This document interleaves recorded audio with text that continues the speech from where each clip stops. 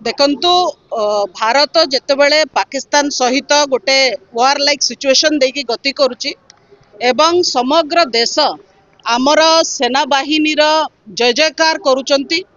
समग्र देश सेना बाहिनीर वीरत्व पई गर्वित एवं सेना बाहिनीर ये सबु घटनारे अग्रणी भूमिका नेथिबा कर्नल सोफिया कुरेशी मध्य आम समस्तंकर गर्वर पात्र होइचंती। जेतेबेले सेना बाहिनी को समग्र देश पूजा करुची सेतेबेले बीजेपी रो मध्य प्रदेश रो जड़े मंत्री कुंवर विजय शाह सी अत्यंत अरुचिकर मंतव्य देइचंती कर्नल सोफिया कुरेशी को उपरे तांको आतंकवादी भौणी बोली कहिचंती। ए घटना अत्यंत निंदनीय, यार आमे घोर निंदा करुचु एवं ए घटना को भली भाबरे बीजेपी रो हीन मानसिकता रहुची, देश को विभाजन करबा पई कि जो तांकर मंद उद्देश्य रहुची, घृणार राजनीति जो समाने करुचंती एवं घृणा जीवे पाल्टिचंती, तार मुखा आज देशवासी आगे स्पष्ट होइछि। गोटे पटे सेना बाहिनी रो जय जयकार करिकी त्रिरंगा यात्रा करेकिरी देश रे सेना बाहिनी रो जेतेबेले गोटे मोराल को ऊपर को उठा होची सेतेबेले बीजेपी जी शासक दल अच्छी देश रे एवं मध्य प्रदेश रे मध्य बीजेपी रो शासन चलीची, तांकर जड़े मंत्री एभली मंतव्य दौचंती। सोफिया कुरेशी भली जड़े वीरांगना, जड़े महिषी महिला, जड़े केवल महिला नेतृत्व नबार कथा नुहे, समग्र देशर ये जो घड़ी संधि मुहूर्त देकी जाउची तार नेतृत्व से नहींचंती, आगु को आसीचंती।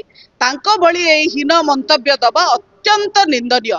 सोफिया कुरेशी जड़े भारतीय एवं गोटे डिफेन्स परिवार रो से आसीचंती, तांकर कहार सर्टिफिकेट दरकार नाही, सी काहाठू मागु नाहंती जे मोर राष्ट्रवादी रक्त को जांच कर मते सर्टिफिकेट दियो बोली से कहा को कहि नांती। किंतु बीजेपी जो मंतव्य देइची ये स्पष्ट करूची जे तांका भितरे केते द्वेष रहिची, तांका भितरे केते घृणा भाव रहिची गोटे संप्रदाय प्रति, एवं ये समय भली मंतव्य दबा अत्यंत अरुचिकर, घृण्य, निंदनीय। तेणु आमे दाबी करुचु ए घटनार मध्य suo motu cognizance नैचंती Madhya Pradesh high court.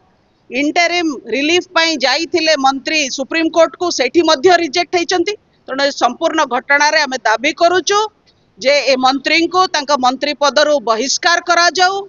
जदि बीजेपी सरकार प्रकृत रे देश प्रेमर रक्त तांका देह रे प्रवाहित होउथबो ताले तुरंत सोफिया कुरेशी विरुद्ध रे मंतव्य देइथिबा ए मंत्री कुंवर विजय शाह को तुरंत बहिष्कार करा जाऊ तांका मंत्री पदरु।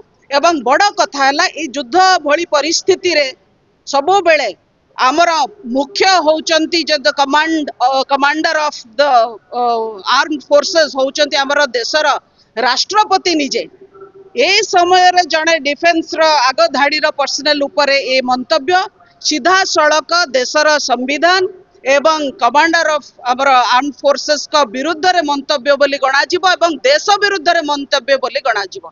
तेणु तुरंत तांको बहिष्कार करू, नहले आमे जानिबु जे बीजेपी ये गोटे कथा कहे गोटे काम करे एवं तांकर जो देश प्रेम ये मिछ आ देशभक्ति ये केवल भोट हातेबा पई कि गोटे चाल ता छड़ाओ किछि नु।